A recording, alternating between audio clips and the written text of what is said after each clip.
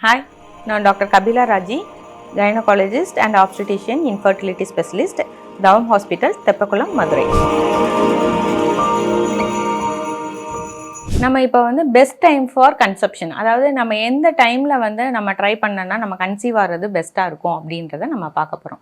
இதில் என்ன அப்படின்னா, ஃபஸ்ட்டு வந்து எல்லா ஃபீமேல்ஸுமே கல்யாணம் ஆன அடுத்த மந்த்தே வந்துடுறாங்க. எங்களுக்கு வந்து ப்ரெக்னென்சி பாசிபிலிட்டி இல்லை, எங்களுக்கு நாங்கள் கன்சீவ் ஆகலை அப்படின்னு சொல்லிட்டு உடனே வராங்க. ஸோ இதை எப்படி நம்ம என்கவுண்டர் பண்ணணும்?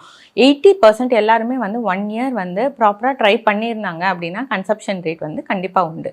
ஸோ இப்போ இவங்களுக்கு என்ன பண்ணலாம் அப்படின்னா, ஃபஸ்ட்டு திங் வந்து ப்ராப்பராக வந்து அவங்க பீரியட் சைக்கிளை நம்ம பார்க்கணும். ஃபஸ்ட்டு 14 டேஸில் வந்து எக்கு க்ரோ ஆகும். நெக்ஸ்ட்டு 14 டேஸில் எக்கு வந்து ரிலீஸ் ஆகி 14th டே ரிலீஸ் ஆகும். ஸோ இந்த டைமில் அவங்களோட காண்டாக்ட் இருந்ததா, அவங்க ஹஸ்பண்டோட சேர்ந்துருந்தாங்களான்றதை நம்ம பார்க்கணும். ஸோ அந்த 14லேருந்து 16 டேஸ்க்குள்ளே தான் வந்து எக் ரிலீஸ் ஆகும். எக்கோட லைஃப் ஸ்பேன் வந்து 1 டே.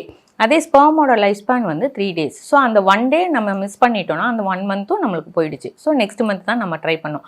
அதனால் எப்போவுமே வந்து ப்ரெக்னென்சிக்கு ட்ரை பண்ணுறவங்க ஃபஸ்ட்டு 10 டேஸ்லேருந்து 20th டே வரைக்கும் ஆல்டர்னேட் டேஸில் காண்டாக்டில் இருக்கணும். அதே மாதிரி நெக்ஸ்ட்டு 14 டேஸில் ஹெவி வெயிட் தூக்குறதோ, அதே இது ட்ராவல் ஹெவியாக பண்ணுறதோ, ஒர்க்கு ஹெவியாக பண்ணுறதோ அதெல்லாம் அவாய்ட் பண்ணிவிட்டு ஹெல்த்தியான ஃபுட் ஹேபிட்ஸை ஃபாலோ பண்ணணும். இதெல்லாம் பண்ணும்போது அவங்களோட கன்செப்ஷன் ரேட் வந்து அதிகமாகும். இதையும் மீறி அவங்களுக்கு வந்து டிஃபிகல்ட்டிஸ் இருக்குது அப்படின்னா என்னென்ன பாசிபிலிட்டிஸ் அப்படின்றத நம்ம ரூல் அவுட் பண்ணலாம்.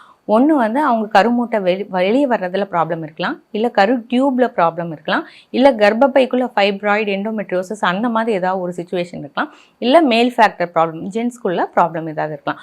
இதெல்லாம் வந்து 1 இயர் இவங்க எந்த வித ப்ராப்ளமும் இல்லாமல் ட்ரை பண்ணதுக்கப்புறம் இதை நம்ம பண்ணலாம்.